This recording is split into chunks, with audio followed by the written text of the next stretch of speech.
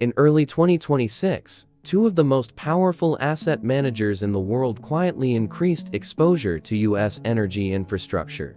Not meme stocks, not AI hype, energy. Specifically NextEra Energy and Duke Energy. Why are the largest capital allocators leaning into regulated utilities? Every quarter, institutions managing over $100 million file a 13F. It's public. It shows where capital is actually positioned. When you examine Vanguard's latest filing, you see broad diversification. That's expected. But inside that diversification, patterns appear. NextEra Energy, ticker NEE, Duke Energy, ticker DUK, both are major regulated utilities. Both operate large-scale power generation. Both are deeply connected to the U.S. grid. This isn't speculative tech. It's electricity, the physical backbone of the economy. Electricity demand is rising. Artificial intelligence requires massive data centers. Data centers require enormous power loads.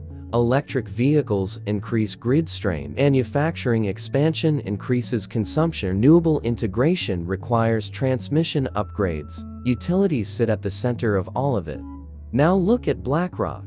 Different strategies, different funds, similar sector exposure. When the largest asset managers independently allocate toward the same infrastructure segment, it's rarely random. Utilities provide stable cash flow, regulated pricing structures, dividend yield, inflation protection mechanisms, and historically lower volatility than high-growth tech. In uncertain environments, stability becomes valuable.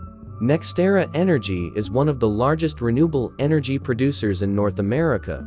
Duke Energy operates one of the largest regulated utility footprints in the United States. These are not short-term trades. They are long-duration infrastructure positions. If artificial intelligence expands, energy demand expands. If electrification accelerates, grid upgrades accelerate. If infrastructure spending continues, utilities benefit.